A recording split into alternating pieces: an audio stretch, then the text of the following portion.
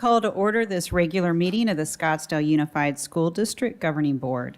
Today is November 12th, and the time is 6:01 p.m. Welcome to everyone, and I will ask Ms. Sanowski if you could please lead us in the pledge. Would you please stand if you're able? To the flag of the United States of America and to the republic for which it stands, one nation, under God, indivisible, with liberty and justice for all. All right.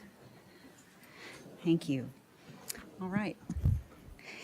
This evening, we'd like to pay tribute to the rich ancestry and history of the American Indians and tribal nations in our community. Ms. Camila Zapata from Saguaro High School will be reading the Scottsdale Unified School District Land Acknowledgement. Thank you so much for having me. It's an honor to be here. And so I'll begin.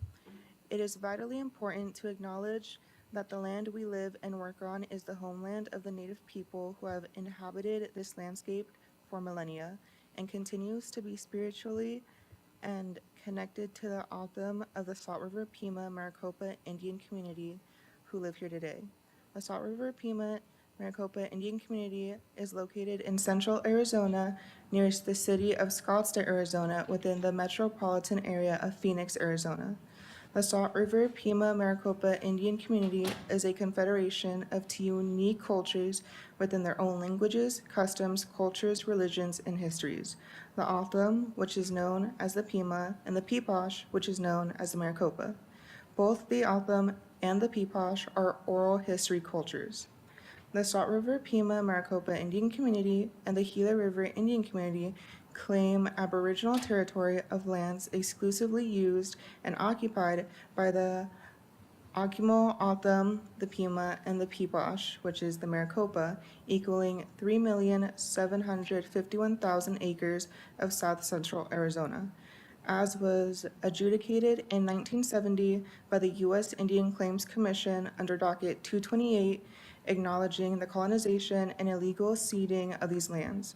Recent anthropologic studies recognize that the ancestral land use area of the O'odham Peeposh and their ancestors to include a much more extensive area, including lands west from east along the present-day New Mexico border across Arizona to as far west as the Pacific coast, and from north to south present-day Utah, in the north including the lands directly along the entire Colorado River, and further south into Baja California and other parts of northern Mexico, northward of the Sierra Occidental, where there are still O'odham villages that are part of the Tohono O'odham Nation. This includes all areas inhabited by the Hohokam, Salado, and Patayan cultures, as well as those ancestral to those groups. The landscape is sacred and it reflects cultural values that are central to our way of life and to the way we define ourselves. The oral history and the song cultures of the people are specifically tied to tangible places like the mountains that surround our valleys are associated with specific historic, cultural, and religious values. Those places are tangible reminders to our people about our shared attitudes, goals, and practices that characterize who we are, where we belong, and how we related to each other in the past, continuing today, and into the future. Our oral histories use places to remind them what happened in a geographic region during a specific period of time. Our song culture used the same processes to describe and direct sacred pilgrimage across the Southwest. Our ancestors did not conceive of a time when human beings could destroy or own the landscape. They didn't think it was possible, and more so, our ancestors never foresaw a time when any human being would ever want to do that, because the destruction would obliterate our links to our ancestors. Thank you. Thank you, Ms. Zapata. All right, we will have a roll call, starting from my far right, please. Karen Warner. Amy Carney. Julie Sanowski. And Libby Hart-Wells. We have 4 board members present, and we have a quorum, and we'll proceed with district business. Now, the approval of the agenda. We have had a number of requests, so bear with me here. I would like to amend the agenda by removing items 7B, assessment and accountability update, and removing item 9C, second read and approval, governing board policy IHAMD regarding the instruction and training in suicide prevention, prevention, both for reasons of additional information. I have had a request to pull from consent for individual consideration. Item 8G, approve the increase of multiple contracts and commodities. Item 8H, approve the increase of multiple commodities using the Mojave Educational Services Arizona Cooperative Contract. And item 8T, approval to attend Cognia's Leadership Circle Summit. Further, we've been asked to consider moving from the information discussion items 7G, the Arizona School Boards Association bylaw change proposal discussion, to a action item to become item 9, what would effectively be D, or replacing 9C. Is there any additional changes or any concerns with those proposals? Very good. Is there a second? I'll second that motion. Thank you. We have a motion and seconded. All those in favor, please say aye. Aye. Aye. That motion passes 4-0. Very good. I will remind us all of our meeting decorum. Citizens attending and/or participating in Scottsdale Unified School District meetings, either in person, virtually, or telephonically, are required to observe the same rules of order and decorum applicable to the members of the governing board and staff. Unauthorized remarks or demonstrations from members of the audience, yells, outbursts, and/or other disruptions are not permitted. And with that, we are going to turn this over to Dr. Menzel to present the staff and student recognitions and celebrations. Well, good evening, President Hartwells and members of the governing board. As SUSD students and staff continue to excel in the classroom, in their communities, and on the athletic fields and courts, we want to bring your attention this evening to a few notable examples. Our Fine Arts Coordinator, Michelle Irvin, will get things started for us. Mrs. Irvin. Thank you, Dr. Menzel, President Hartwells, board members, and Gladys. Could I bring up Dr. Tim McCandles, President Oxinger, and Principal Oxinger. Look at you, just promoted, and Principal Milligan.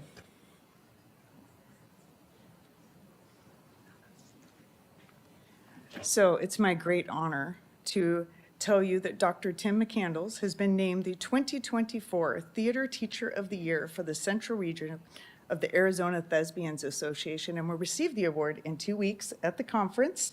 So a big round of applause real quick for Tim.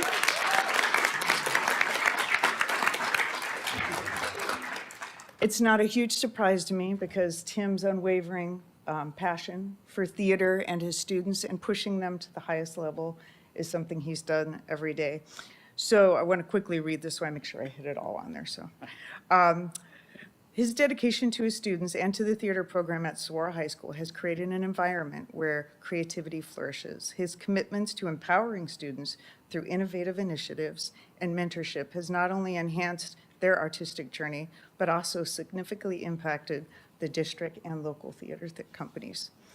By collaborating with local organizations, engaging students in community events, Dr. McCandles has inspired future generations of performers and theater lovers. It is my honor to be with you on this journey, Tim. I know how hard you work. You just finished Bye Bye Birdie. He's still standing tall. Your students love you, and we appreciate you, and I'd like to give you this coin for always elevating excellence at SUSD. Thank you so much. Thank you. Thank you for your support. Appreciate it. Thank you. Congratulations, Dr. McCandless. Fantastic show with Bye Bye Birdie. So appreciative for the fine arts here in Scottsdale Unified School District. Coronado also had a nice 3-day run of Alice in Wonderland here under the direction of Chelsea Brosnan. And any night of the week, you can find something where our students are showcasing their talent. Shifting gears just a bit, November is Native American Heritage Month, so it is fitting that our final formal celebration celebrates SUSD's Native American Education Program. State and Federal Programs Director, Dr. Dr. David Praniski will introduce the next honoree. Thank you, Dr. Menzel. Board President Hartwells, governing board members, Dr. Menzel and Gladys, good evening. It is my privilege tonight to celebrate the work of our Sheila Cypress.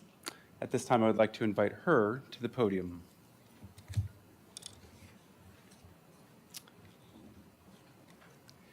Originally from Globe, Arizona, an ASU alumni, Sheila has dedicated the past 29 years of her career to serving Native American students and families in Arizona. 28 of her 29 years have been right here in the Scottsdale Unified School District. Prior to joining Scottsdale, Sheila spent 1 year working as Native American Education Program Coordinator at Marana School District in Tucson. Sheila is a tireless advocate for our Native American students, her program, and our families. She collaborates closely with the Pascua Yaqui tribe over the past 29 years and the Salt River Pima Maricopa Tribal Educational Department over the past 10 years. She currently serves as the treasurer on the Arizona Indian Education Association and previously held the role of secretary within the same organization. Prior to COVID-19, Sheila was an active member of our Indigenous Advisory Committee with the Arizona Department of Education, working to elevate the experience of Native American students and families across our state.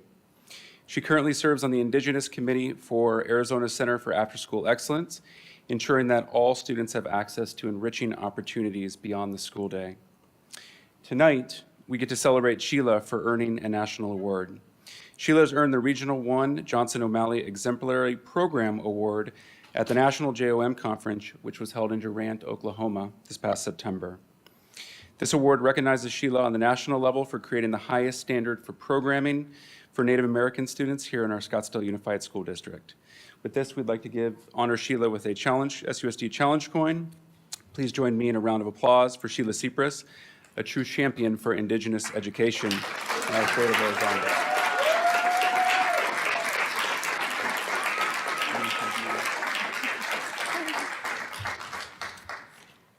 Dr. Praniski asked me to say a few words. I should just tell him what I always say. It's all about me.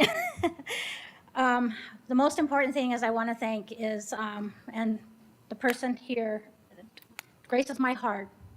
I want to pay tribute to my Penhomo tribal community here that lives right here behind the Pascua Yaqui tribe, behind Yavapai Elementary. And I also have a really good parent supporter that has been with me through this journey since her oldest child is here. Now I got her younger ones, and I would like to take this moment, if you will give a nice applause to Cello Leva Allen. She is one of our staunch supporters in our Native Community program. And I also wouldn't have been able to get this award without the support of our Native American community, our family, our kids, and also the wonderful people here that I work with at SUSD. Some of you are very new to knowing me. Some of you have been through this journey with me, but I just want to say thank you, and I am so proud that SUSD was actually nominated and won this award for Region 1. And hopefully, you know, we can still pull it off again later on, but you know, I just want to say I'm very proud of my students, my staff. If I did not have a wonderful staff and a great supervisor with Dr. Praniski supporting as much as he can, Dr. Menzel, when you came on board, that was the first thing I know that you came to me and wanted to know about the program. I have never had that asked of me. And Sanowski, I know you've been the supporter as well. We've known each other here for a few years. I'd like to thank both of you from the bottom of my heart. And, you know, I'm going to keep chugging on. Thank you. Thank you, Sheila. We truly appreciate the work you do on behalf of our Native students and look forward to the full presentation in just a few minutes. As a reminder, Thursday night right here at Coronado in the auditorium, our Native American Education Program will celebrate Native American Heritage Month with a special event beginning at 6 p.m. featuring Yellowbird dancers. The event is open to the public and we hope to see all of you there. I also want to bring to your attention that this week is National School Psychologist Week, and it recognizes the contributions of our school psychologists. We have 34 in SUSD, and the important role they play in schools and communities. Although we are grateful every day for the work of our SUSD school psychologists, this week especially, is our annual opportunity to recognize the work that they do every day to help children thrive in school. particularly our students with IEPs. So on behalf of SUSD, we want to say thank you to our school psychologists. Lastly, I want to acknowledge some of our high school athletic programs and student athletes. Although the turnaround was too short for us to bring them here tonight, we want to congratulate the Desert Mountain High School boys swim team, which turned in stellar performances in the pools at Skyline Aquatic Center in Mesa on Friday and Saturday to take the State Division II title. The Desert Mountain girls came in second, so congratulations to the Desert Mountain swim teams. We also want to congratulate Chaparral senior Hadley Huffman, who brought home the Division II Badminton State Singles Championship 2 weeks ago for the Firebirds. And I don't know if you've watched a competitive badminton match, but that is really something. We've got 2 girl volleyball teams that are playing tonight, Saguaro and Chaparral. They're Saguaro's at Flagstaff, and I believe Chaparral's at home in state quarterfinal action. And as you know, this is the first season that our high school girls have played flag football, and 2 of our teams are playing in the playoffs, Arcadia and Desert Mountain. Finally, the regular high school football season concluded last Friday night, and there are 2 teams in the playoffs. Arcadia will host Seton Catholic Prep on Friday night in the 4A conference competition, and Desert Mountain will participate in the Open State Championship, and they'll be away a week from Friday at American Leadership Academy, Queen Creek. We wish all of the teams well and know they will compete as they always do with sportsmanship, respect, and character. And that concludes the celebrations this evening. Actually, I'm going to take the chair's prerogatives, and we're not done yet. Dr. Menzel, if you could join me at the podium.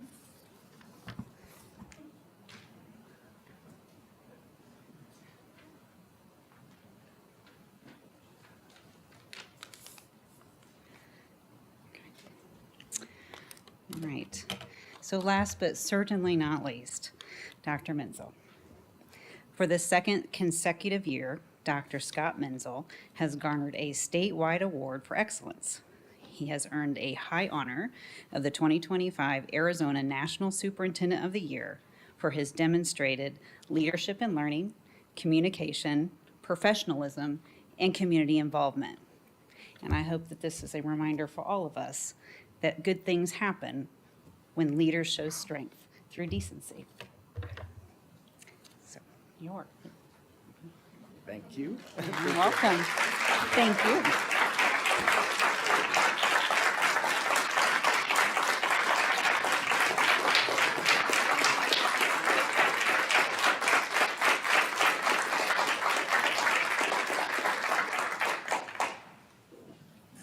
Now we're done with celebrations, and we can turn this back to Dr. Menzel for his remarks.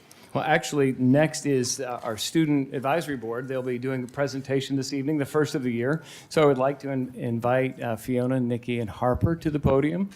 These are 3 of our fantastic student leaders who meet monthly, and I am so excited for them to share the work that they've already started this year. I'm going to turn it over to you. It's going to be the space.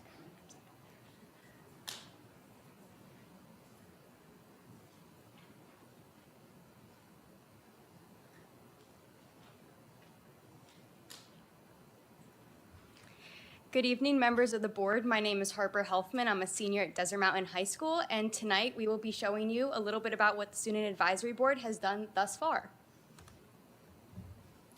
Hi, my name is Nikki Nat. I go to Saguaro High School and I'm in 10th grade. Our year ahead. So today we'll be looking at our brand new 2024 to 2025 Student Advisory Board leadership team, as well as Teen Town Hall, our subcommittees, our wildly important goals, otherwise known as WIGs, and our meeting notes from our previous 2 meetings. Hello, members of the board. My name is Fiona Riley, and I'm from Saguaro High School. So first, we'd like to start out with naming our new leadership for the 24-25 year. So our president going into this year again is Victoria Bourgeois-Conti, who couldn't be here tonight, but sends a lot of well wishes. Our new president-elect is myself. And then we have 3 of our senators already elected. So from Arcadia High School, we have Avery Liu. From Desert Mountain, we have Harper Helfman. From Saguaro, we have Brick Schultz. And then Chaparral and Coronado will be decided at our next meeting. So next time we'll see you, we will be able to let you know. And then our newly elected senators and presidential team will be working with admin going forward to get our Teen Town Hall meetings planned for second semester. Our subcommittees for 2024 to 2025 focus on working with district leadership, and they are tasked with coming up with our WIGs, or wildly important goals.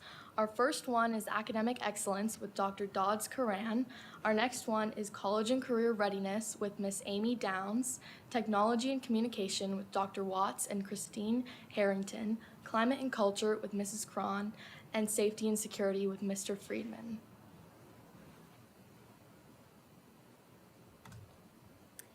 Getting into our very first WIG in relationship to academic excellence, SUSD is very proud of the fact that it has a very diverse curriculum. We have the IB program, we have honors programs, AP programs, the Math and Science Academy at Saguaro. And in order to really highlight that and thus reduce the stigma around public school, we had the idea to make videos where we follow a student around for the day to truly show what goes on in the classrooms. So that way, when parents and students are choosing classes together or deciding to be a part of SUSD, they will better understand all that we have to offer. So moving on to college and career readiness. So these are our goals, our first ideas set for towards the end of our 2025 school year this year. So we want to focus more on ECAP components during the school day. So that's going to include things like resume writing, investigating internships, and then having more conversation with SUSD alumni, which we're already very lucky to have a lot of open communication with. And then finally, we want to look at actual student presentations on CTE programs, which we have at a lot of our high schools, and we really want to showcase those going into our next school year. We are aiming to improve our climate and culture. By May of 2025, the SAB Climate and Culture Committee is aiming to create and participate in 3 podcasts, which will share students' favorable experiences in SUSD. And then by, again, the end of the school year, we're looking to increase the availability of resources for students when we're talking about AI. So this has been a big conversation for us at SAB so far this year. And we're working on getting more resources disseminated to all of our high schoolers so that we can talk about using AI in the classroom environment appropriately.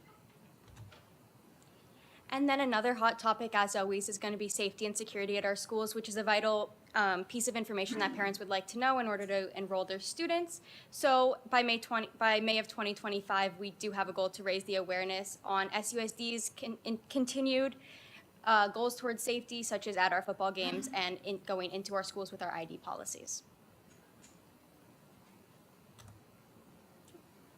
All right, and then talking about what we've actually been discussing at some of our meetings. So we have a couple areas for growth that we want to talk about. Facilities, as always, ongoing conversation in SAB every year.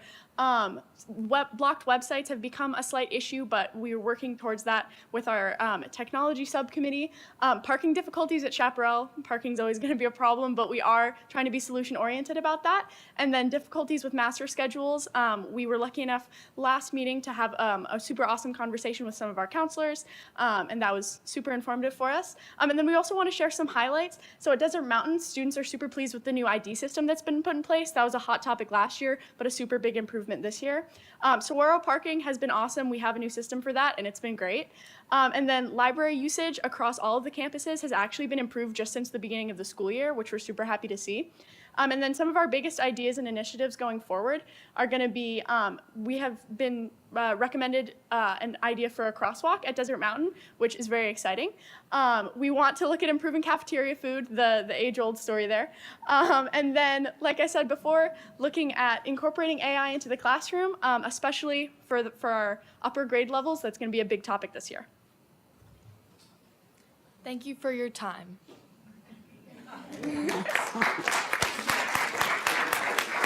Just 1 second. 1 second, please. We might have some questions for you. Sorry. Nice try. All right. Board members, do you have any questions or comments for the team here? Ms. Sanowski. Thank you, Board President Hartwells. I just want to thank all of you and those that have been involved in supporting the student advisory boards on the campuses and out in the community. This is teamwork, and you guys are exemplifying it. So thank you for your continued commitment to improving that learning experience in Scottsdale schools. Thank you. Before anybody else comments, I think it's also important, following the AI slide, that we don't discourage the uses of AI, because when you discourage things to students, they tend to rebel, but instead enforce guidelines. I am a proponent of not using AI as somebody who works incredibly hard and writes all of her own essays, but I do think that it can be incorporated into the classroom to help others as long as it's not abused. And if we take it away completely, kids will use it more often. Additionally, with following and doing the videos to advertise what SUSD has to offer, I'm lucky enough to be named a Coca-Cola semifinalist, and none of that would have been possible without the opportunities and clubs that I've been a part of at Desert Mountain and in SUSD. And I think that's a really important point to show to parents and prospective students that we do have everything that a private school can offer and even better programs, because we do have great funding and we do have supportive parents and teachers.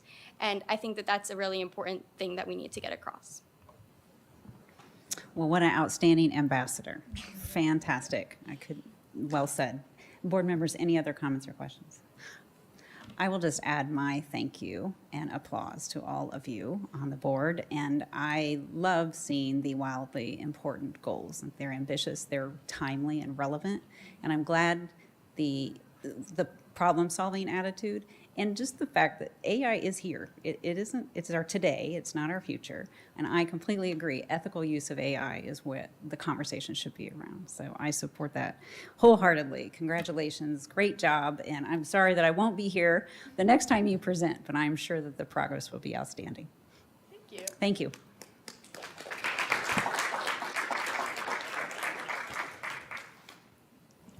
All right, now we are back to Dr. Menzel. Yeah, Give thank you you. the floor. And now you can see why that's my favorite meeting of the month. That was important. No disrespect to the board members, but meeting with our student advisory board is really special. So just a couple of things tonight to highlight. First, on November 1st, we open enrollment to outside families who are interested in Scottsdale Unified School District. A year ago, we had 179 applicants on the first day. This year, we had 332, which was an 85% increase year over year. As of midday today, we are approaching 1,000 applications, which is 21% higher than a year ago last year. So I want to express appreciation for all of the people on our SUSD team, our marketing and communications team, our building level principals, the parent advocates, and even our student advocates who are getting the word out there about the great opportunities here in Scottsdale Unified. Secondly, on the agenda tonight in the consent portion is a gift from the Arizona Cardinals in partnership with the American Heart Association, supporting 12 of our elementary schools with CPR kits. The American Heart Association has partnered with all 32 NFL teams. The Cardinals chose to present these CPR kits to one district, 12 schools in one district, and Scottsdale Unified is the fortunate recipient. So I'm really excited about that. The presentation and the initial training of trainers will take place on Monday at Pima Elementary School, but we're just truly honored that the Cardinals chose Scottsdale Unified School District for this gift. On Friday, Scottsdale Unified School District will learn whether or not we are a recipient of the Chamber of Commerce Sterling Award. It's the second year that we're a finalist, and perhaps this year we will be the selection of the Chamber. Also on Friday, Anasazi will be holding an IB Day of Service, participating in the National Operation Gratitude Program, where students will write letters to members of the U.S. Armed Forces. And we actually have people from IB International who will be in attendance for that special celebration. And then finally, we'll be holding our first SUSD Education Expo on November 21st from 5 to 8. That will happen here at Coronado High School as well. It will feature all 30 schools as well as breakout sessions on the variety of programs and opportunities for students. And so we encourage everyone to come out, even if you're already a parent in the district, to learn more about what's on the horizon and to get your questions answered. And that will conclude my report this evening. Thank you, Dr. Menzel. All right, we are going to move to public comment pursuant to ARS 38-431.01, subparagraph I. Public comment allows individuals to address the public body on any issue within the jurisdiction of the governing board. In compliance with open meeting laws, the governing board may not discuss or take action on any matters raised during public comment that are not on the agenda. However, the governing board members may respond to direct criticism, ask staff to review a matter, or that a matter be placed on a future agenda. As a reminder, each speaker will have 2 minutes. The screen will indicate the time, and please be prepared to close your comments and relinquish the floor at the conclusion of your time. The board asks that each speaker please introduce yourself by stating your name and whether you live in the district for clarity of the record. And we thank you for your time and your attendance here this evening and your cooperation in following the meeting decorum and protocols. We have one speaker slated this evening. So we will have Mr. Jeff Rattay. If you'd like to come to the podium, please.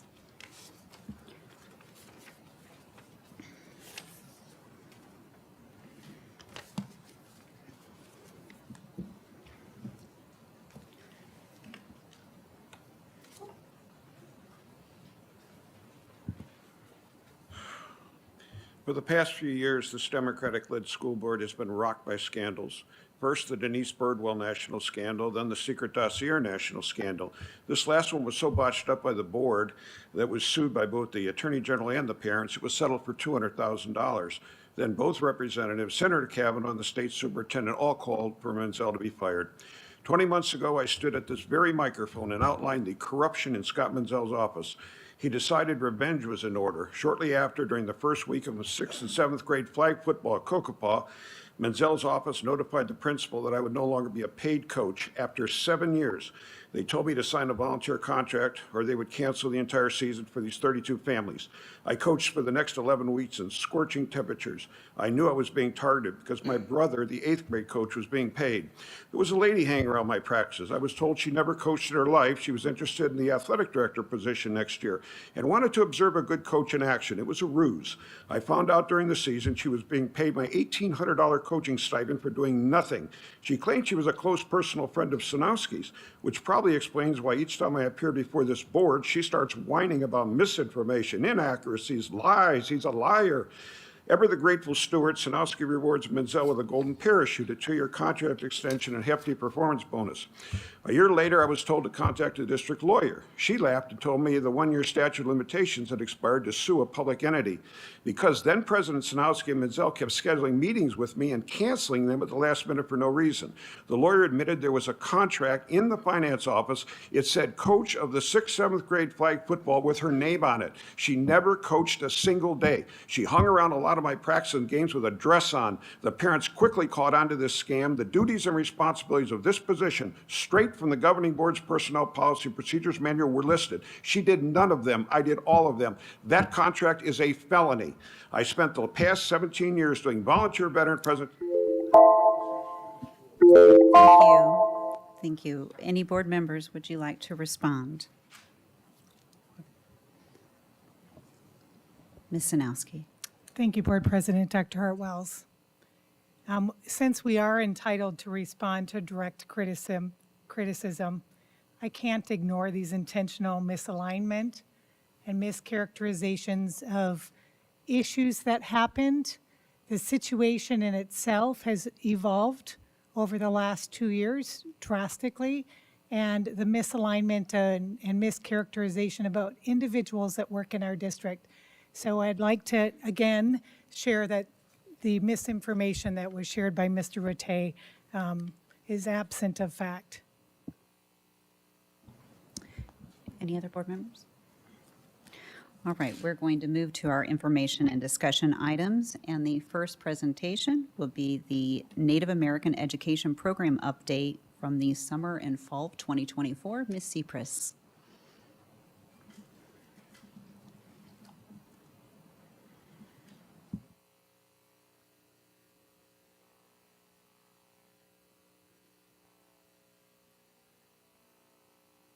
Whoop.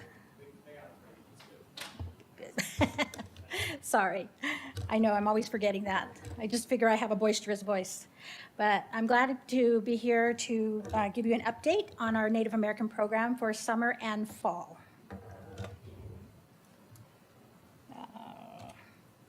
As you can see in the 2023-24 enrollment count, as of the last day in May on the 23rd, we have 441 Native American students across our district. Our average attendance, I took it from August through May, is 89.89%. The goal for this year is I would like to see it at 91%. I originally had it at 93, but I was kind of recommended, I was thinking too highly, but I thought I went ahead and scaled it back 91 so we can be at least aligned with the district on their attendance policies. Our graduation rate, as you can see, is slowly improving up from after COVID. As you know, and during the COVID time, it did push us back a little bit.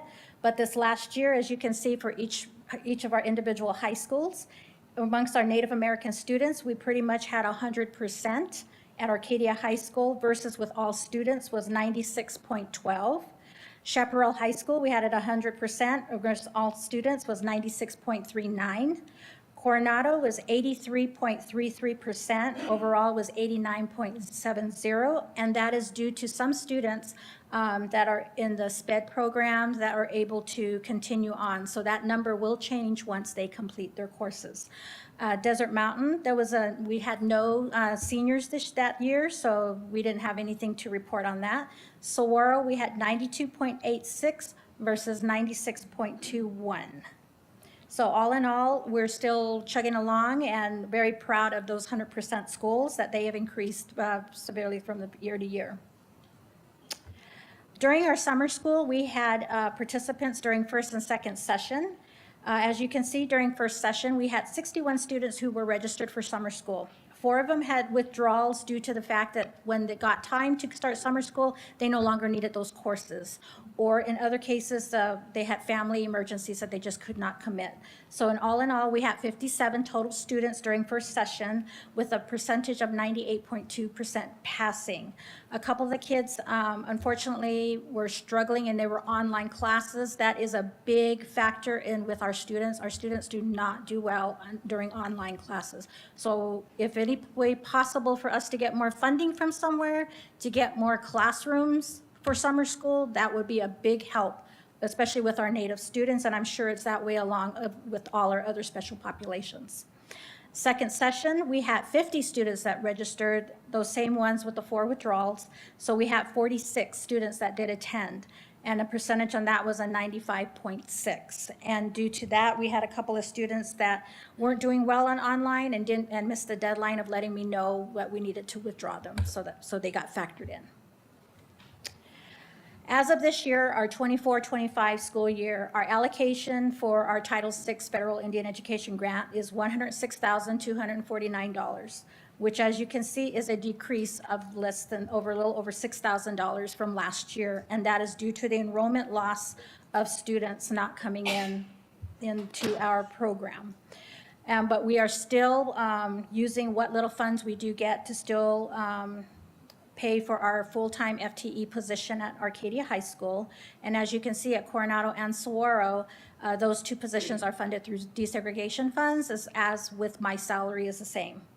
But we are still paying for high school class fees. We are still going to offer summer school registration fees.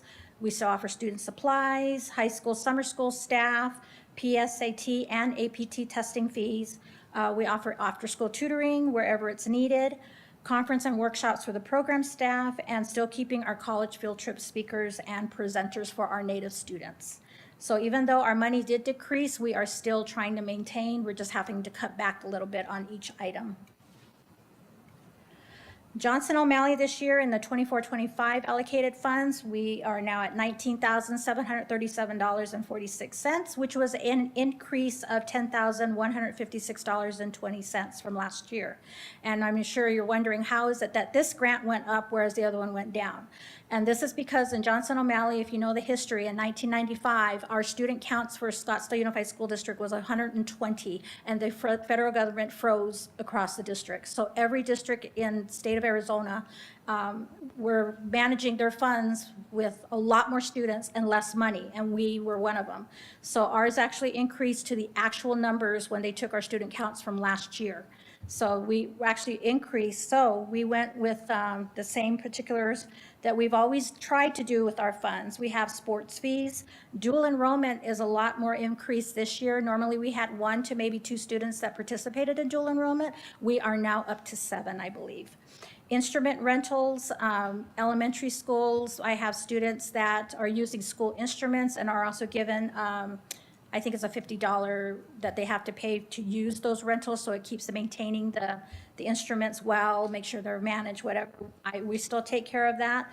We're still providing some healthy snacks for after-school programs such as granola bars, water, Gatorade, especially my sports students. They really need the Gatorade for that because they go right to sports right after us. We pay for our Johnson O'Malley Conference for the staff, and this year it was only myself, and then I was able to take a parent along. In fact, Miss Leva Allen was actually the one that attended the conference with me. So, and we also pay for our Pendleton blankets for our graduation sashes. So I'm sure you saw those last year. So we help pay for that as well. We're providing enrichment classes for elementary and middle school students. So anything that comes up on Peach Jar that's provided through their school, through community education, that any of our students would like to join in, we are also helping with that. I just had a student at Pueblo Elementary that attended a 12-week, I believe, veterinary class, and she just graduated 2 Fridays ago. So mom sent me that picture with her holding her little plush dog, her little certificate that she passed, and so now she's thinking that that's what she might go into school for. So it's really, really kind of a nice little thing. We've also been able, with this money since our increase, is to help more students attend band, choir, and theater trips.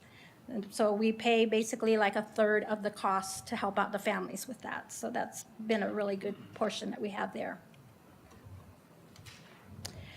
This is our 24-25 enrollment count dealing with American Indian, Alaskan Native status only. As you can see, out of all our community learnings, we have 455 total. The next one is dealing with our Native students who are lost in the crowd of being more than one tribe or one ethnicity. So they're either Hispanic, 2 or more, along with American Indian. And as you can see, there is a difference with where there's a total of 845 students versus the 455. So there is almost 400 students that we are losing services for that we need to grasp back in. Our SCC Hoop of Learning College program this year, since COVID, has went down to literally like 1. This year, we got up to 12 participants this year. We would have had 13, but one student is taking a gap semester, which she really did need to take the gap. She's a really busy girl. So we've got 12, and as you can see, 1 student from Arcadia, 7 are from Coronado, 2 from Desert Mountain, and 2 from Saguaro. Our dual enrollment participants, like I told you in the beginning here, is that we generally had 1, maybe 2. We actually have 7 so far that's participating. 3 from Arcadia, 1 from Chaparral, and 3 from Saguaro. I'm very proud of those kids because I know that is going to help them out and their parents in the long run. We have the new Chief Manolito Scholarship Preparation participants. We have never really had participants. The last participant that I know I had was when Mr. Samuel, who was working with us last year at Saguaro, was one of the recipients. So this year, I actually have 2 students, one from Arcadia and one from Saguaro, who had come to me, personally emailed me and met with me that they wanted to try for this scholarship. Well, the scholarship, you have to have Navajo language and Navajo government. And it has to be basically either a college or an in-district class to be able to qualify. And as you know, we don't have those classes on our district due to the fact of funding, and it doesn't work. Funding versus students, it doesn't work for one particular grade level, and it would be too expensive on all our parts. So we actually are helping those students. We are paying their tuition at SCC, MCC, any of their Maricopa community colleges, so they can take that, so they can participate and hopefully get those scholarships. So keep a lookout in the spring when we're notified if they get their scholarship. And as you know, we're still keeping our partnership opportunities open with Native Health and the Phoenix Indian Center. Right now, we have Native Health that is actually going to be here at our cultural event on Thursday. They have a couple of tables. Phoenix Indian Center, Mr. Leonard, who was working for me last year, is now working for the Phoenix Indian Center, and we are working together because he's doing the workforce development with our high school students. So he has come and did a couple of presentations for us already. So even though he left SUSD, he is still with us through this opportunity. So we're very proud to still be in contact with him on that. at the time, this is what I had was our work in progress. I was requested to put on another cultural night, and as you know, when Dr. Menzel brought this to my attention, I would love to do this every year, but as I told him, it's all due to funding, because in previous, I took it out of our Title VI funding to qualify for our cultural component. But with the fundings going down, priority became the kids, and this was secondary to me. But Dr. Menzel was nice enough to step up and help me out financially with that. So we are actually going forward. So this Thursday night here at Coronado's Auditorium, we will be having our culture night. I have the Yellowbird dancers, who are basically the main performance for the night. And as you know, they are renowned hoop dancers and performers. And then I have a secret showcase towards the end. I have not put this out there. I will not put it out there until that night. So if you want to know what my secret showcase is you will have to attend. So I'm very excited for it. I'm going to be in the audience. I actually have an MC that's going to be doing all the stuff for me so I can see this. So I'm very excited to be offering that. So other than that, that was my last. Actually, this was actually supposed to be a little joke thing. It was supposed to have my picture on here with me with my award, but I took it out. I was like, we'll just go with the questions. So if you have any questions about my program as of to this point, I'm open for anything. Thank you, Ms. Cypress. Board members, do you have any questions or comments? Ms. Sanowski? Ms. Cypress, thank you for your ongoing work with our Native American students. I was going to ask what you needed from the district to continue with the success that you put forward, but you mentioned one thing, when that was the need for brick and mortar classrooms for summer school. So Yes. hopefully everyone's listening, and I do have a question for you. Mm-hmm. Are there any opportunities for our Indigenous students to learn their native languages while enrolled in our district? That is one thing that I am looking into, working with our tribal communities around us, to see if we can collaborate on maybe having one of the elders come over and maybe do us an evening class with our students and families, because a lot of the families don't speak the languages anymore.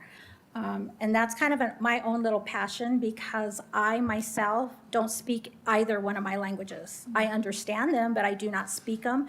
And coming to the age that I am, I regret not learning either one of them. I was stubborn on one, and the other one I just really didn't want, because I was brought up that if I was to get a job anywhere, I would not have that native language person speaking to me. It would be basically an Anglo society. So my grandparents pretty much pushed me to learn straight English, learn the society, because that's who you're going to work for. But now that they've both passed and where I'm at, I'm looking at it at a different view of, I couldn't speak to my other grandparents because I didn't speak the language, even though we did understand each other. And so now I'm kind of looking at that.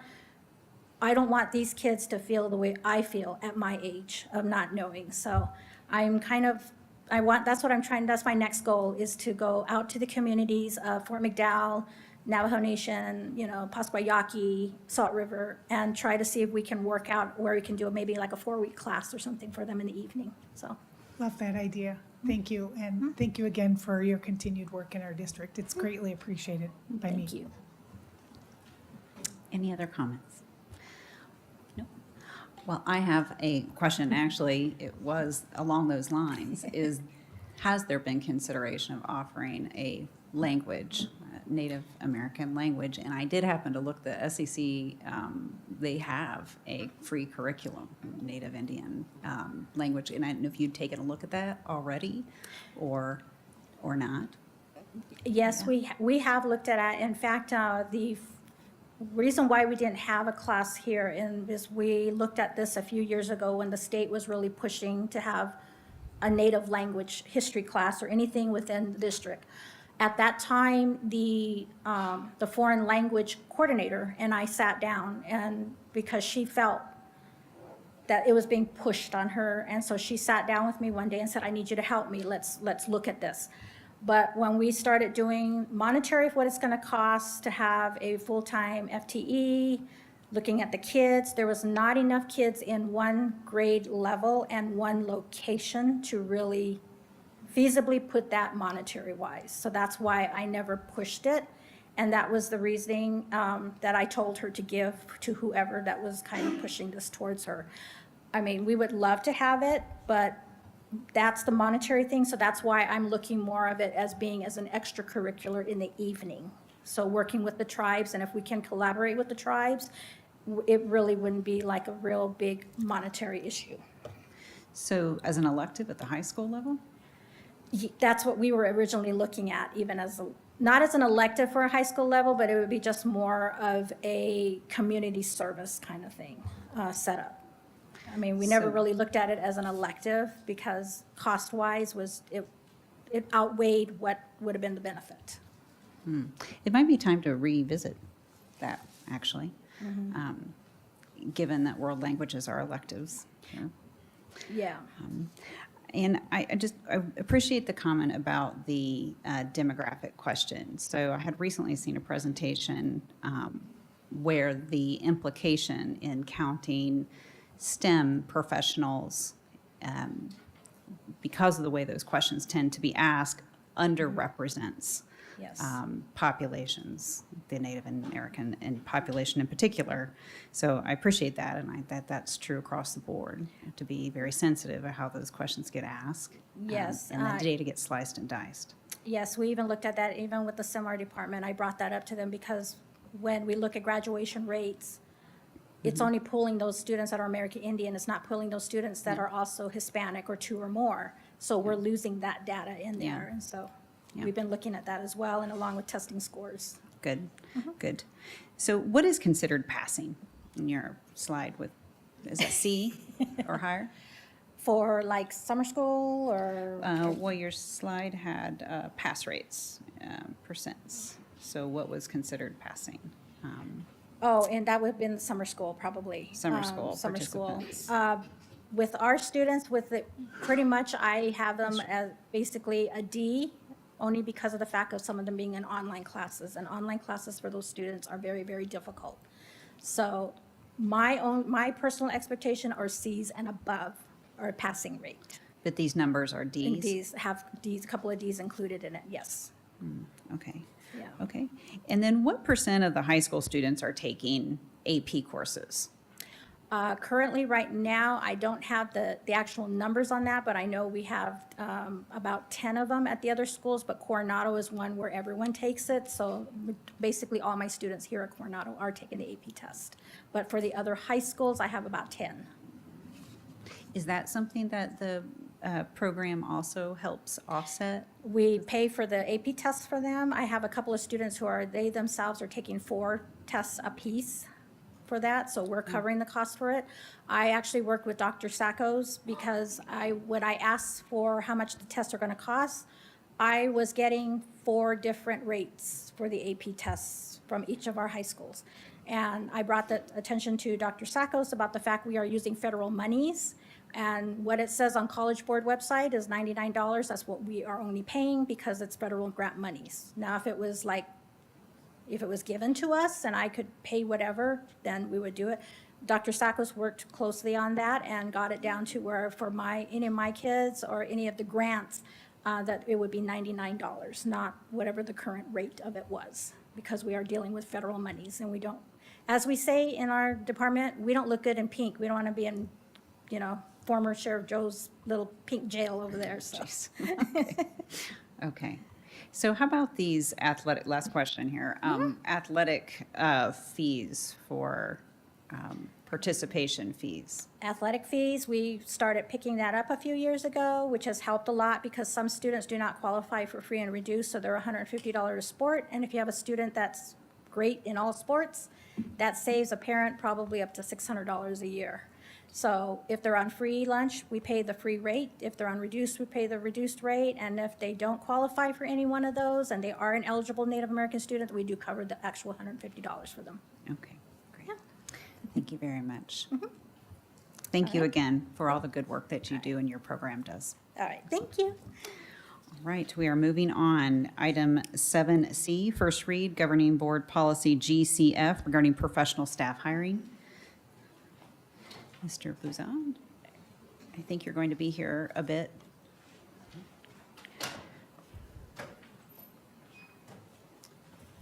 Good evening, Board President Hartwells, Dr. Menzel, members of the board, Mrs. Wagner.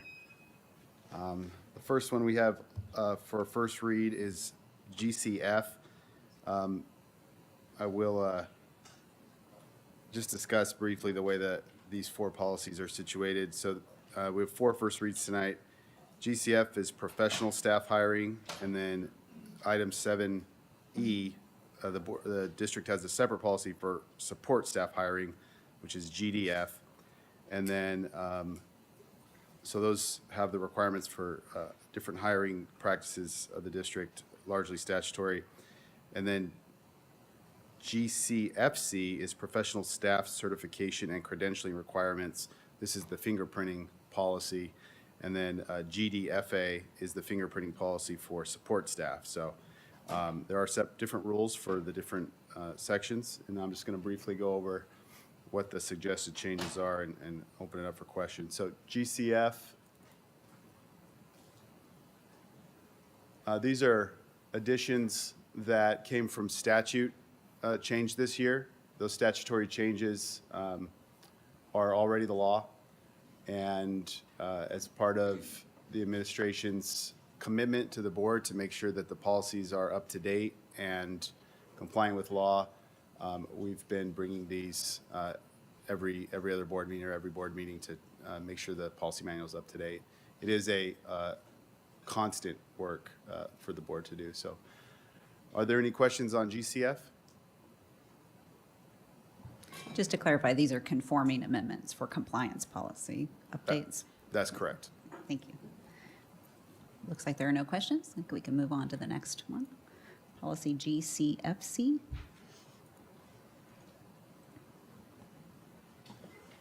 Oh, there it is. So as I said, GCFC is the fingerprinting requirements, and there was a statutory change that added some lists that are required for fingerprinting that essentially make it so that if you are convicted of one of these crimes that you cannot get a fingerprint clearance card to work in the school. Are there any questions about GCFC? Seeing none, I think we can move on. GDF. So this is the support staff hiring policy. You can see these are identical to the certificated staff hiring policy at GCF. Are there any questions? There are no questions. Move to GDFA. Now, this is the district-specific policy that has been implemented by the administration, I believe in January of 23. It's fingerprinting requirements for support staff qualifications and requirements. This is the section where SUSD goes above and beyond statute to ensure proper fingerprinting of certain positions that have direct influence and time with students. So this list here of specific employees that are required to have an IVP fingerprint clearance card is something the district has implemented, like I said, over the last year and a half. And we're just trying to update that to policy. And then additionally, these same statutory crimes that I stated in the GCFC are also included for support staff. So are there any questions? Ms. Sanowski. Thank you, Board President Dr. Wells. Mr. Buzan, what is the estimated cost to each year to SUSD to enhance that requirement for staff qualifications and for fingerprint on this one? I don't know the total estimated cost. I believe it's $90 per fingerprinting. So for each individual, but I just don't know how many employees there are. I can get that information for you, or if Dr. Menzel or Mrs. Crozier might know. That's something I'd have to research. I don't know off the top of my head what that is. And I don't want to take your time away from your work, but just curious, because it does show that SUSD goes above and beyond to make sure that people that are qualified and okay to work with kids are working with our students. So I appreciate the effort. Just curious. I just didn't know if you had the number. I could provide that to the board via email after the meeting. Thank you. Any other questions? And just to clarify for the community, the proposal here is already what the practice and the process of the district. This is not an additional burden or cost beyond what the administration does now. It's just a higher bar than what state law requires. That's correct, and I just think it's such a great practice to have it in policy so everybody can see it. Agreed. Yep. From board to board and Great. Year to year.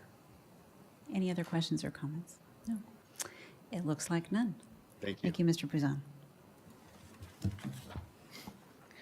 All right, since our last item was tabled until the next, oh wait, no, we've moved that to an action item. We are going to go straight to, if we can, let's go ahead and, I'd like to move to approve the amended consent agenda, and then we'll go to those items that were pulled out for individual discussion. Is there a second?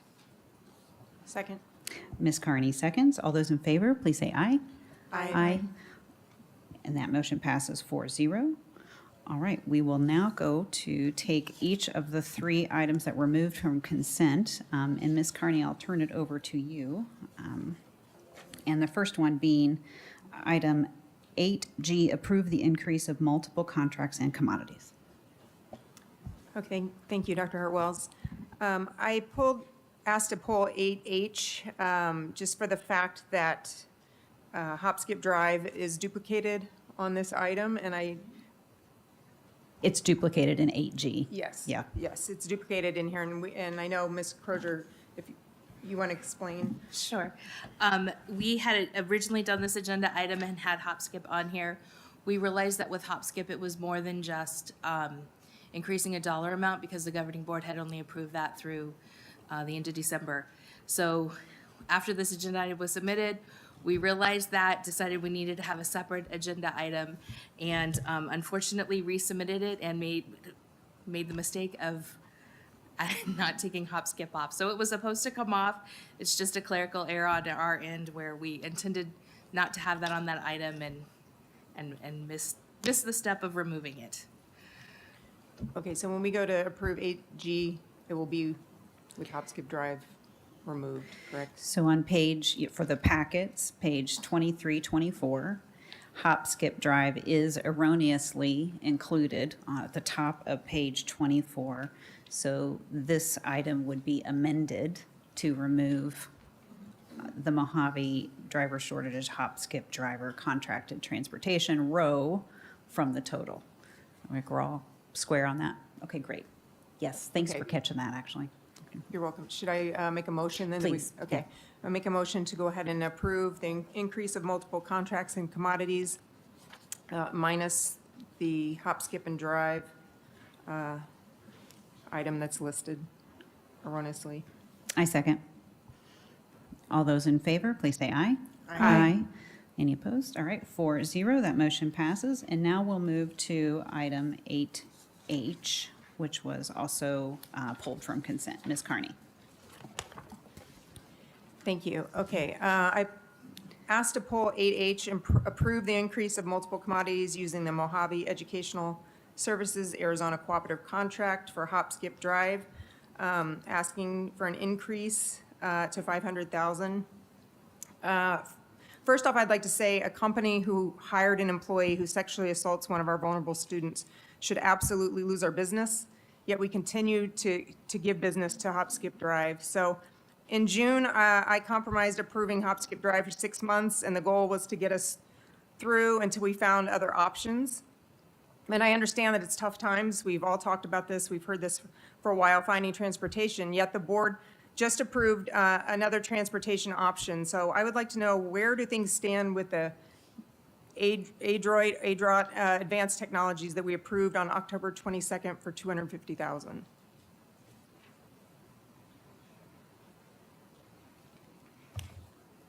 Thank you, Board Member Carney. I wanted to come up here because I'm going to probably need David for some of this. We have worked throughout this year with special education department, teaching and learning, to really reduce the number of students that are even getting specialized transportation. We worked with Care Transit to move as many kids as possible over to them, knowing also that we had lost Comtrans for this upcoming year. At this time, we have about 22 families that are on Hop Skip Drive. We did do a search to see what are other companies that are out there that can do that. Adroit is one of them that we brought forward. Adroit is primarily van service. So the issue we can get into with the car service is that we end up with students, well, one, if we don't have multiple students on the van, then we've got a van going just to pick up one student. But you could have students who are sitting on the van for multiple stops as several other kids are being dropped off, which extends the amount of time to get them home. We actually, David was telling me earlier that we had a family reach out to say, I don't want to be on the van service because it takes my child so long to get home. I'd like to be on the car service. We are keeping them on the van service because we know cost-wise that's more convenient, or that's better for us cost-wise. But we still struggle with car service and what vendors are out there that offer car services. Our desire would absolutely be to not have kids at all on a car service. However, when you get in those circumstances where you could be transporting a student down to Maricopa, if they're on a van with other kids, they're going to be sitting in a van for a quite extensive amount of time while other kids are being dropped off. So that's part of the reason. I think Adroit can help us out with our van services and transportation. We're hoping to continue to get so we don't even need these services and bringing down the number of students that are on it. And I would say the second point, and I'm going to ask David to confirm this, but it's my understanding it's going to take a little bit of time for them to get their driver pool even in place to be able to pick up our services. Correct. I have a phone call. I've had a phone call meeting with Adroit. We haven't had a launch or kickoff yet. And until we have that and we have all the agreements signed with them, they won't start building a driver pool until that point. And I won't meet with him until the end of November to start building that driver pool that would be needed. We have worked with Hop Skip. They have added the cameras to their cars. We've looked at the security issues or the security things that they have that other car services that are similar have. And we've looked at what can we even do? What are our families wanting? We did ask our families just last week, would you want to stay on Hop Skip Drive? Do you want to be moved to a different service? How, what does that look like for you? Any survey, you don't get a whole lot of response. We had 4 out of the 22, so not quite 19%, but all of them said that they would like to stay with Hop Skip Drive. We didn't have any parents or respondents say that they did not want to be on Hop Skip Drive. We know what happened was horrible last year. We believe that the measures that they've put in place are addressing the situation that happened last year. Any car service there's a potential where a bad employee could be hired. But we know that they did background checks. The state of Arizona did background checks. And so when looking at what their security measures are and what some of the others are out there, there's higher security checks with them than there are with some of the other car services. So while we don't love having to be in this situation, we're trying to look at what do we do, if nothing else, to get through this year. We continue to work with special education to figure out how do we get students back on the regular bus and not needing that door-to-door. We're getting closer. We're just not totally there yet. Okay, can I also ask you about Everdriven? Because I know that was an option we received. The board received an email from an executive saying that you'd been meeting with them and that they can start transporting right away. So what happened there? Do you want to speak to that? So multiple things. I got prices from them, which opened the door for more conversations when I put together the board presentation in October. They're having some challenges as well. There are some districts that won't use them for multiple reasons. I don't know what those are. So just challenges. I also know that at a previous board meeting, it was separated from another agenda and it got turned down then, so didn't put a whole lot into that other, with what's out there, with issues with them as well, and the fact that it had already been previously turned down. Those are the reasons why we didn't go any further with it. Okay. I just think we need to learn from our mistakes and take that toward another company and learn from it and move forward with someone else. And that's just where I'm at. I compromised last time, and I won't be able to do that again. I understand.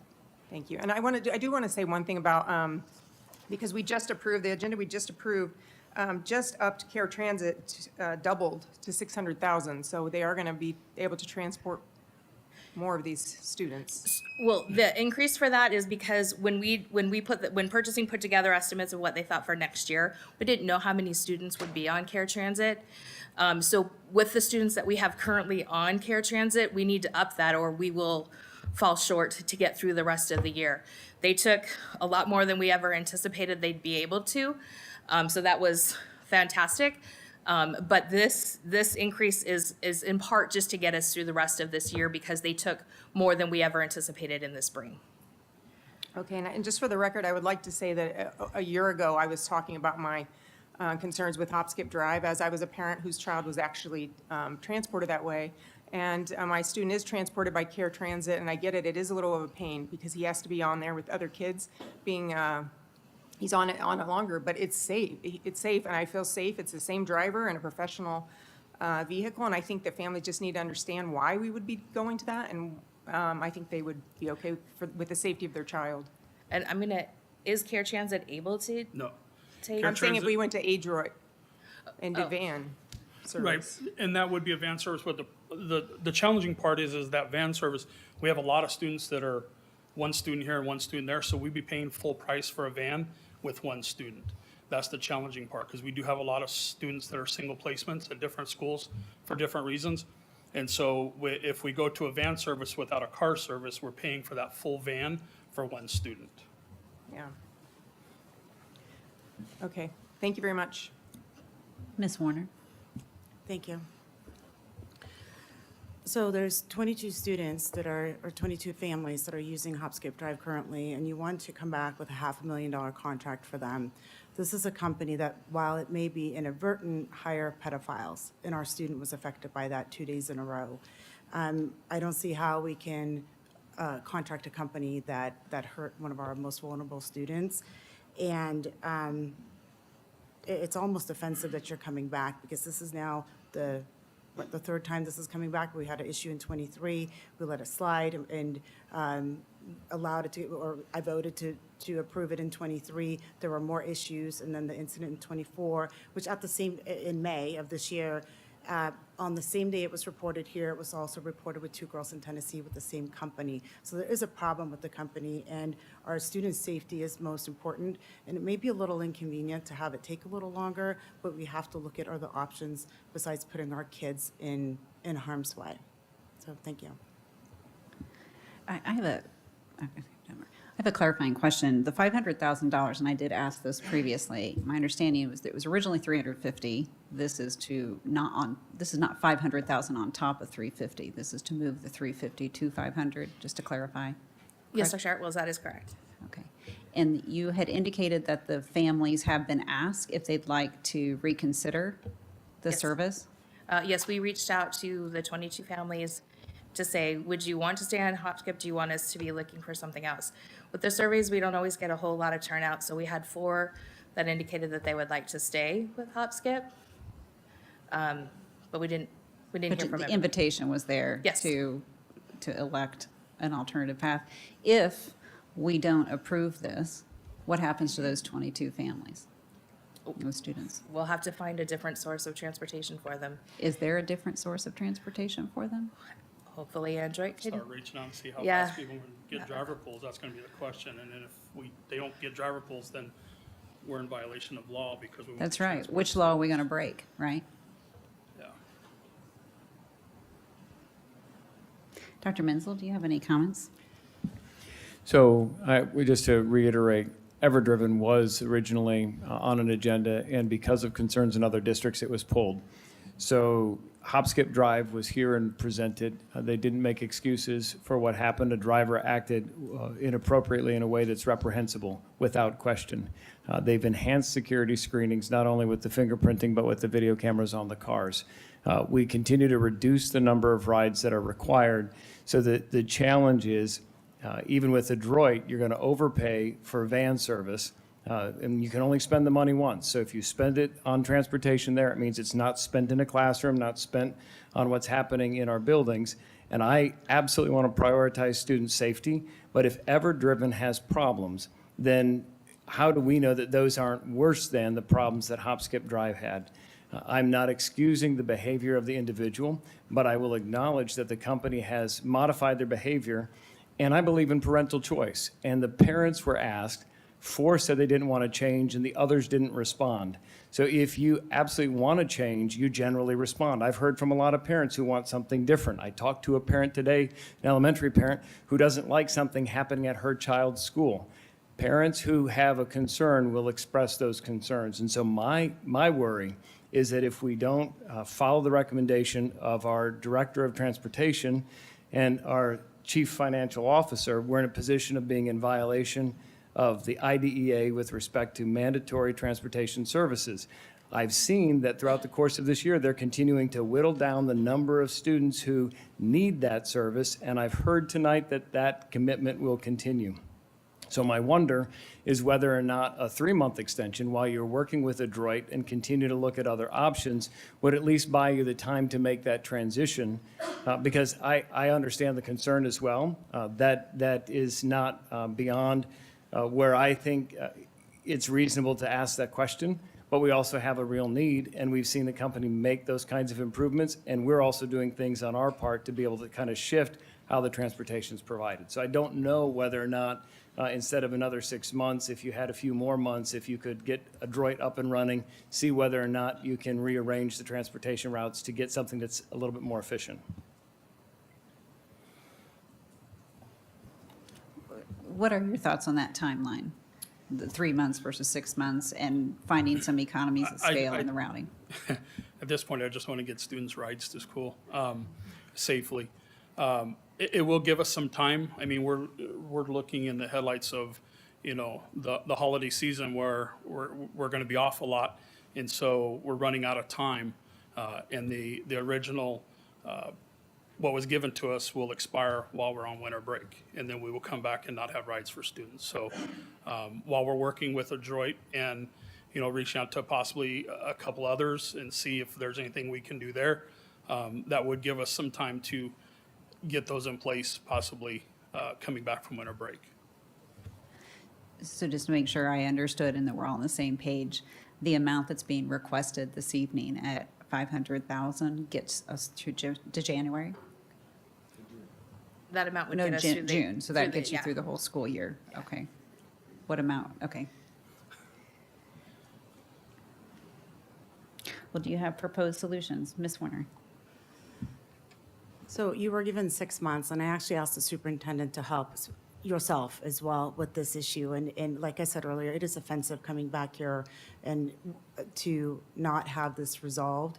And I would rather pay more for a van than to put a student at risk. And I would imagine if the 4 people who responded to the survey knew that their child was at risk of being sexually assaulted, they would probably Ms. choose Warner, something you different. can't allege criminal activity of a business.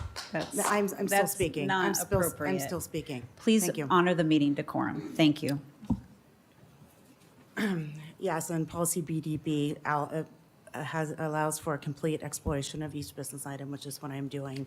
So I'm not going to support this $500,000. Would I be open to 3 months? But you need to do something about it. We can't just come back here and continue to give a company like this our business and put our students at risk. Ms. Carney?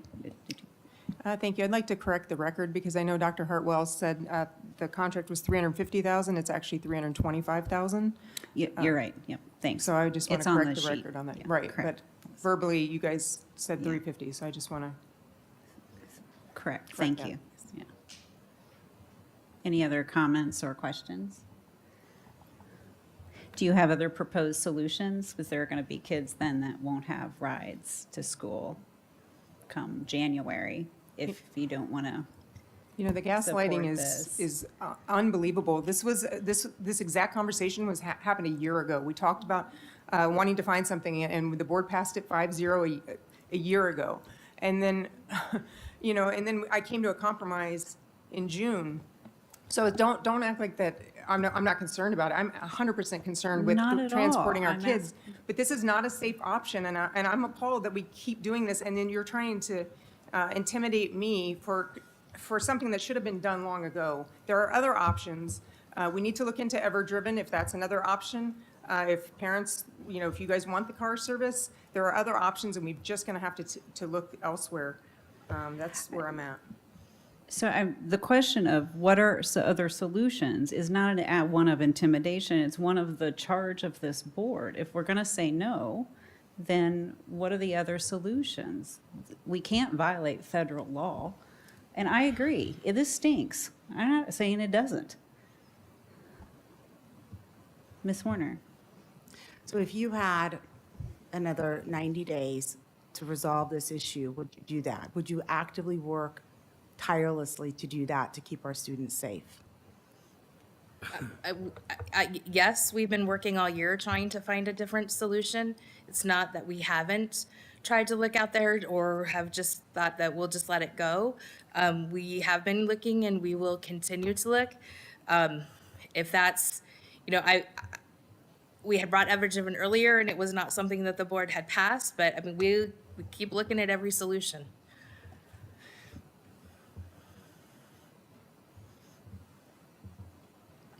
Ms. Carney. Yep, thank you.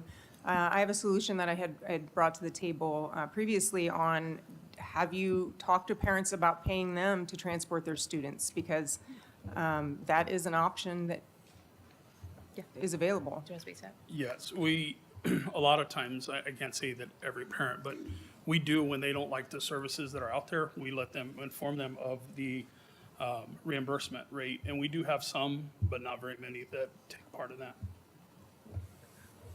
One of the challenges that we get into is a lot of times parents just aren't, with the timing, they just aren't able to take them or pick them up. So they're kind of stuck with what we can offer.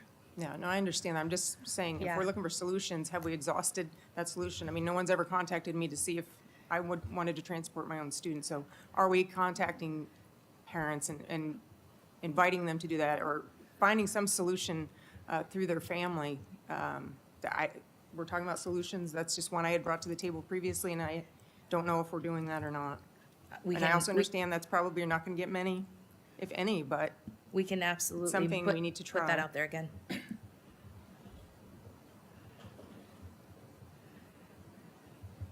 Is that something, when Ms. Carney first made that suggestion, is that something that any of the parents were polled or surveyed? No? We can Okay. survey on that. Okay. Or- Dr. Williams, can you Dr. talk Williams? about the conversations with parents when IEPs are developed? Yeah. Hi, good evening. So when transportation is a service that's on an IEP, and so when a team sits down and determines that a student needs transportation, it's part of that IEP team decision. So when we're having those conversations with parents, we talk about what types of transportation are available. Those change every year on what that looks like, and we can't always guarantee that one family is going to have one thing or the other. We don't offer up and say, do you want a car service or a van service? Because routing and all of those things come into play, but we do have those conversations. And so the teams do talk to parents about the ability to reimburse for those mileage amounts. But again, a lot of our families, they need that transportation because they can't leave work to come and pick their child up at 3:30 or whatever that looks like.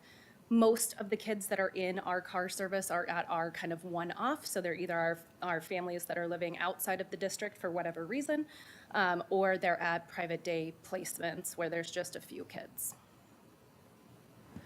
Thank you, Dr. Williams. Did you just say that in the IEP development, you do talk with the families about travel reimbursement? We do. So I don't think every team talks about it at every single IEP meeting. So that's something that we can ask teams to bring up as well and see if that's a solution. But we offer it to parents pretty frequently. We just don't have very many people that take us up on it. Dr. Menzel? So one of the reasons why Ever-Driven was taken off the table was because of what the board decided several months ago. So if Ever-Driven's back on the table, we need to know, because then the team can go back and do some more digging with respect to what the concerns were that were raised back then to make sure it's not a worse solution. That's one thing, but it will take time. Secondly, if we can get an extension for 2 to 3 months in order to be able to explore that, and also the adroit, is that the name of it? Of the adroit company, that also could be beneficial. But because of the expense, it might mean shifting a few other things. That also takes time. I will speak strongly in support of my transportation team.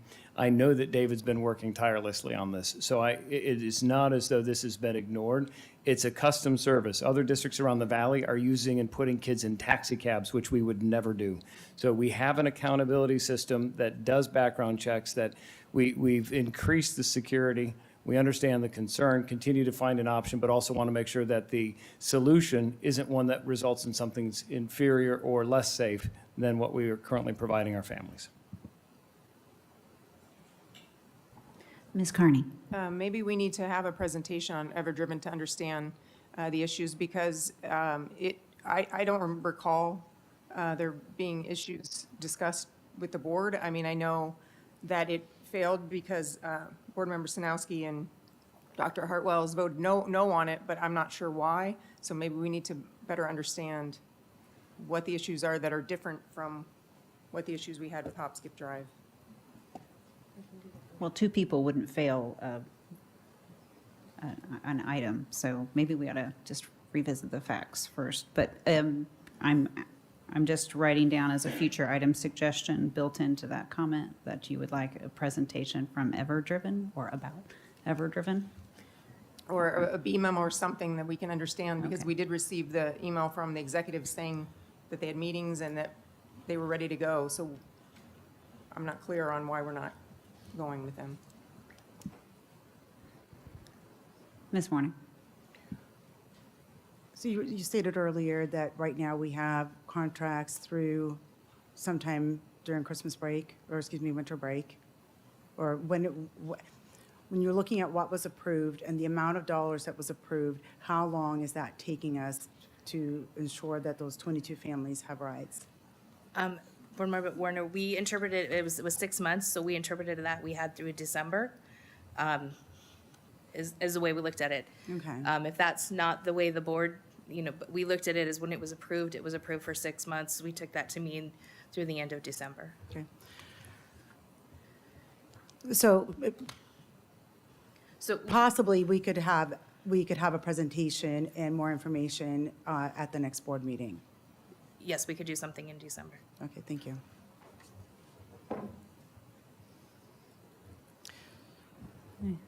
But I'd like to motion to table this item till next board meeting to ensure that you've explored everything with the new van service, and that have an opportunity to get a presentation or a B memo regarding any other car services, so that we can ensure that we're doing everything that is right by our students. I second that. All those in favor of tabling item 8H, approve the increase in multiple commodities using the Mojave Educational Services Arizona Cooperative Contract, please say aye. Aye. Aye. Those opposed, please say nay. Nay.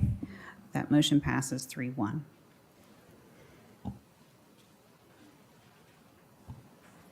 And we will slate a presentation or some additional information between now and the December 10th meeting on Ever-Driven. Thank you. And then the last item out of consent that was pulled for individual consideration, item 8T, approval to attend Cognia's Leadership Circle Summit. Ms. Carney. Thank you, Dr. Harwells. I just have some questions on this. Let me find it in here.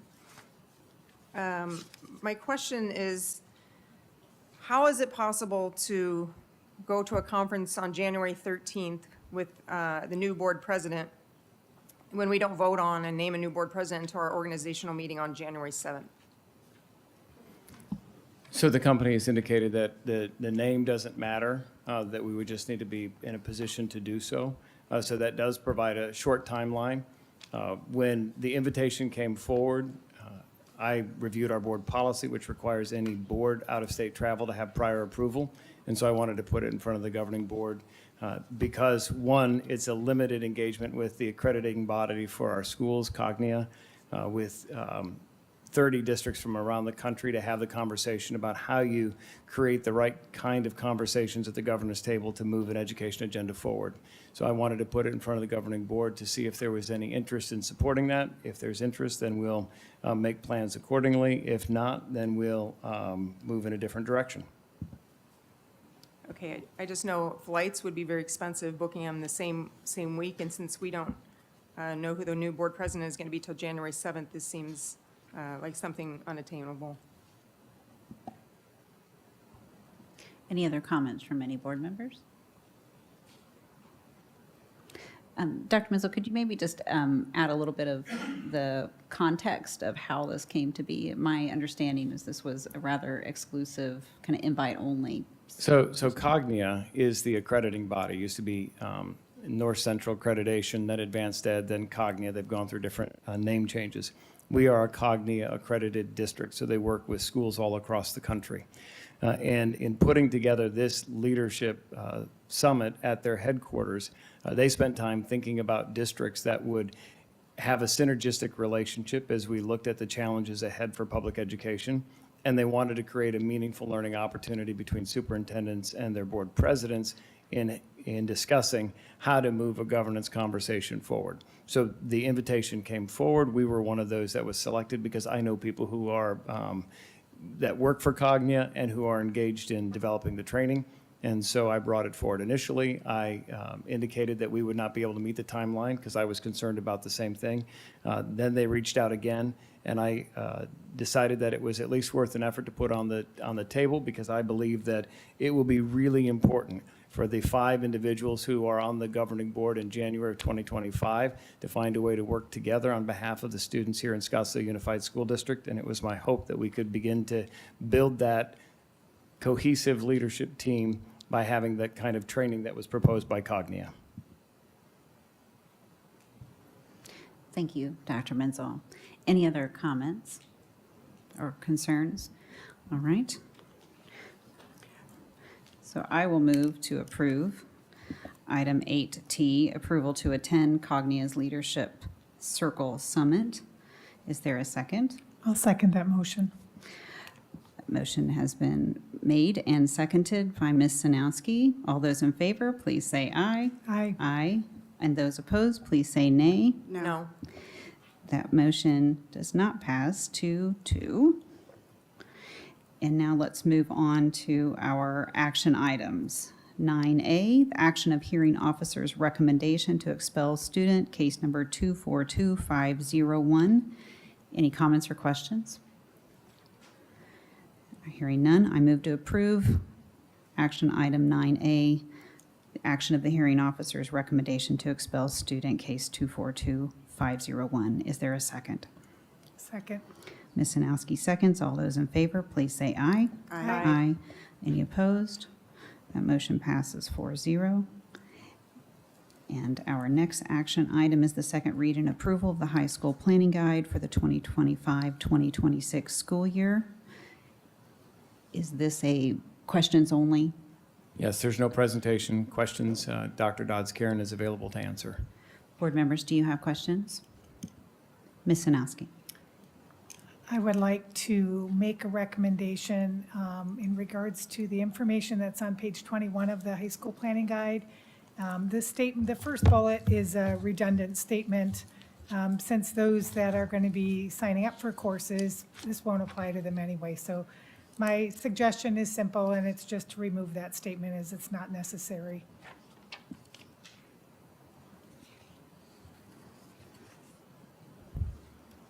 Do you mind reading the statement? It's taking a bit to load. Pardon me? Oh, it's loaded. I can find it. Ms. Sinowski, is that your only? Yes, and I can be more specific for those that can't see it.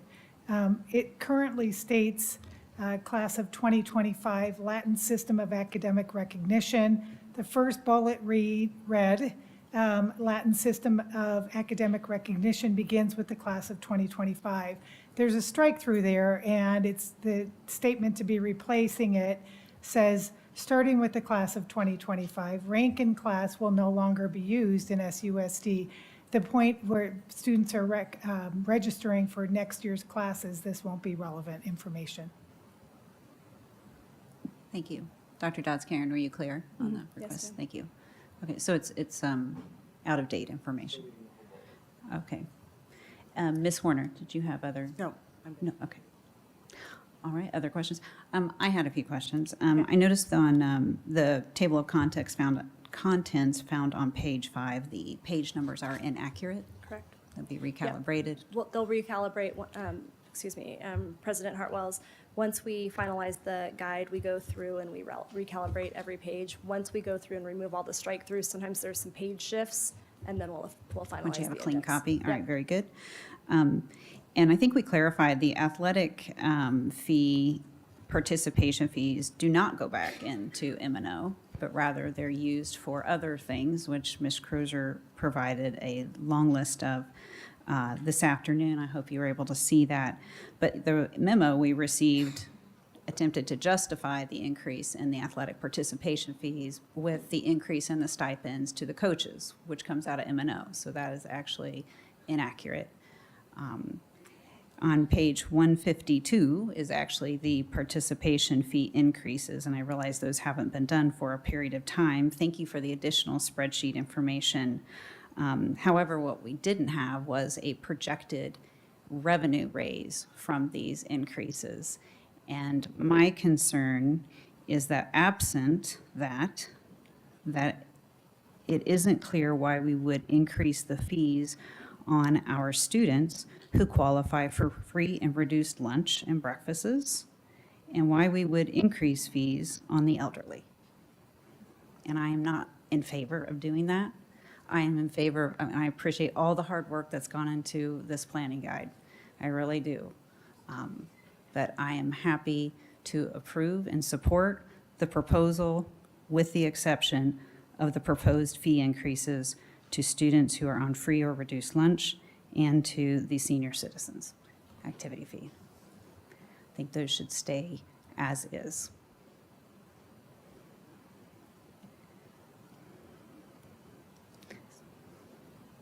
And any other comments or questions? Ms. Horner, or I'm sorry, Ms. Carney, pardon me. Thank you. I just wanted to make a comment. We're going through this high school planning guide, over the past month or so. It just made me realize how amazing the offerings that we have. We talked earlier about the diverse offerings, and it's exactly why we choose Scottsdale Unified, for our students here. And so it's fun to see all the things, that people don't even realize that we offer. So I just wanted to make that comment and say thank you. Thank you. Great, thank you. I move to approve the high school planning guide. This is action item, 9. 9B, the second read and approval of the high school planning guide for the 2025-26 school year with the amendment that the athletic fee increases that are currently on the red line version of page 152 for students that are approved for reduced lunch, for students that are approved for free lunch, and for senior citizen activity card, those fee increases are not maintained. Question. Ms. Sanowski. Thank you, Board President Dr. Hartwells. Does this amendment also include the strikeout of the bullet as I had suggested? Yes, thank you. A quick question. Ms. Warner. With the amendment, is there a bucket of money to take from so that everybody's taken care of? I mean, is it feasible? I'll defer to Shannon for Okay. the budget response. Yes, Board Member Warner. Unfortunately, that is the hard part with athletics, for what we do with free and reduced lunch. When it comes to waiving those fees or reducing those fees, there isn't another bucket that we have right now that offsets those. So we do get into the situation where our schools like Coronado and Tonalea that are higher free and reduced lunch students, just have less to be able to spend towards athletics. And speaking of replacing the money, if we were to approve what Board Member Hartwells is proposing, could money be taken from the rentals? So when we do facility rentals? By statute, rental money has to go into a civic center or a Okay. rental account. A challenge that we're having with that is we have people who are paid out of the facilities and then, of course, the utilities and whatnot. So we have been bringing down those balances, and then when we allocate out to the schools, we could, to be able to do that, we'd have to have the school like invoice us to say that, you know, these are the fees, and then we'd have to basically cut a check back over. It is possible. My concern would be the long-term for rent, the sustainability of it for rentals. So I don't have an issue with the proposed motion, but I would like to have a solution to how you would make it up. And I understand that's challenging right now, but what would be something off the top of your head that would be able to be a win-win here where we could move forward with this motion and solve the gap? Well, had we been able to see actually what your financial projections were as to why these numbers were needed, it would be helpful, but we didn't get that, right? And there's already a substantial increase in the participation fee itself, which I understand. Again, I empathize, but the cycle of the money here, there's different colors of money, and I don't think that what's being proposed in these increases necessarily go back to, it's not the same color of money. So without all the financial projections, I mean, it just seems like a guess to me. So for this year, or maybe what we do for next year moving forward is if you want to not touch those fees for the free and reduced students, we definitely for a year could cover those reduced fees and as we study it more to see what that long-term cost is, then I think that's absolutely something we could do for at least a year and then determine if that's more feasible or how to address that more so moving forward. But we could absolutely use rental fees for the next year and then determine moving forward what would be the best course of action. Dr. Dotzker, did you have a comment? Board President, Dr. Hartwells, I was thinking that, to Shannon's point, what we could use is next fall this spring, next fall, to look at what those numbers would look like and present to the governing board next year with the planning guide. Either we're right on par with how we thought it would work, and these fees that you hopefully will approve tonight with the amendment are sustainable, or based on what we're seeing with the cost of X, Y, and Z, we would recommend this increase, just to your point of wanting to know the X to the Y, like why are we making that exact recommendation? Thank you. So, Ms. Warner. just a clarification. So with this motion that's currently on the table, if we were to approve this today, you could conceivably come back in the summer or in the fall, and we could amend it if it needs to be amended based upon the calculations that Ms. Crozier comes up with? I think we would amend it for the following year, when we bring the planning guide back to Okay. you again for 26, 27. It would be a new recommendation based on what we've seen this spring and in the fall. Okay. And Ms. Crozier, you're comfortable with that? Yeah, I mean, we can go either way, but yeah, we can, the rental account has enough to get us through a year. I'm just worried about the multiple years down the road. Then it could become a problem, and I don't want to get to that point where we're now saying, sorry, you're gonna have to pay, and it's gonna be a whole lot more than incrementally. So absolutely, we can get through this year or through next year and then reevaluate it. Thank you. And it could be reevaluated based on actual data that you're tracking this year. Yeah, so it could be informed. Yes, we will have more data. Thank you. Okay, great. Ms. Warner, are you finished? Yes, thank you. Okay. Ms. Sanowski, are you? Yes. Thank you, President. Dr. Hartwells, there's been a motion on the table, and I would like to second that motion to approve 9B as amended. All those in favor, please say aye. Aye. Aye. Any opposed? That motion passes 4-0. Thank you very much. All right. We are now moving on to our governing board reports. Apologies, yes. Let's take the one that was moved from discussion information item 7G, Arizona School Board Association bylaw change proposal, which is now an action item. And we'll turn this over to Ms. Carney. Thank you, Dr. Hartwells. So as the ASBA delegate for the board, it's my duty to see if you have any discussion around this item. I know all information was presented to us. Does anyone have any concerns or any discussion around this? Because I will be required to vote for us based on our vote tonight. Board members, Ms. Sanowski. Thank you, President Dr. Wells, and thank you, Ms. Carney, for being the delegate for Scottsdale Unified School District at the Arizona School Board Association Delegate Assembly. Just to note that these changes have been an ongoing process of improvement, and I believe it said since 1972, such changes have been regularly put in place.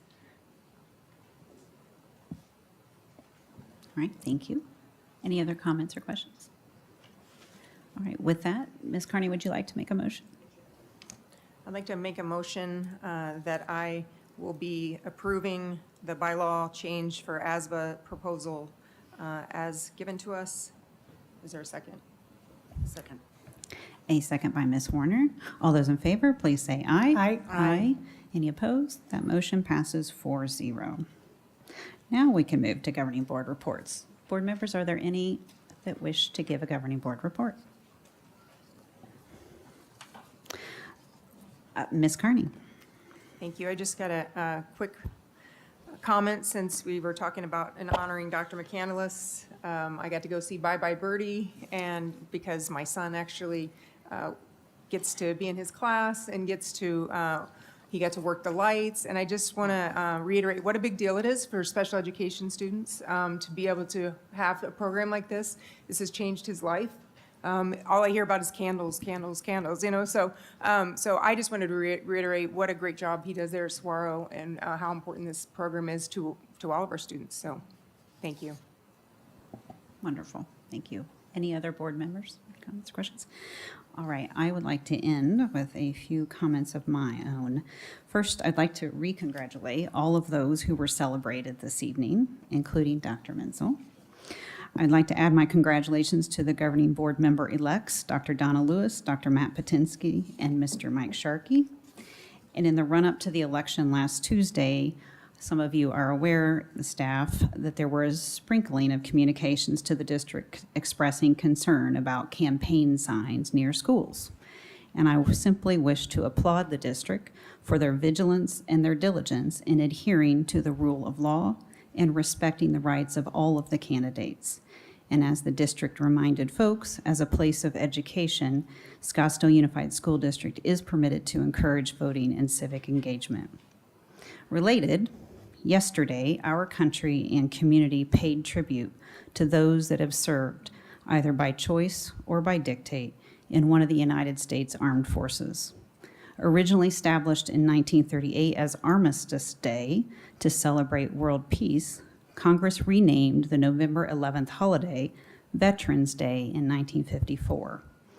I thought it would be meaningful to simply share with you the reason for Veterans Day as penned by the late U.S. President General Dwight Eisenhower, who was a celebrated veteran, a five-star Army general, and infamously the supreme commander of the Allied Expeditionary Force in Europe.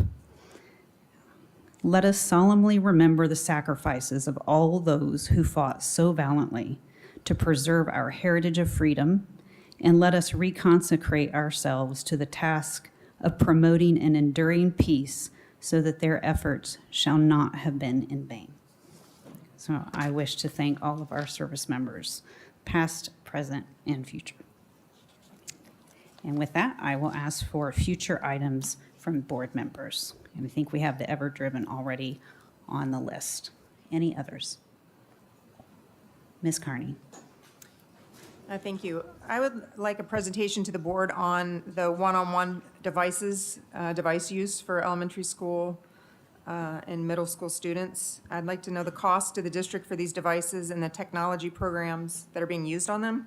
And I'd like to see how this has changed since 2020 and discuss less screen time for our young students, and see how we can move closer back to our pre-COVID educational practices. Any others? All right, very good. We do have the two items that were tabled this evening from the agenda that will be on the December 10th meeting. And we'll move to dates of the upcoming meetings, which will be Tuesday, December 10th, actually here at Coronado. We will start at 5 o'clock. We're going to start with an executive session, and that will be for the board to provide a mid-year evaluation for Dr. Menzel, followed by the public meeting at 6 p.m. here in this room. All right, with that, I move to adjourn this meeting. Is there a second? Second. Ms. Sanowski seconds. All those in favor, please say aye. Aye.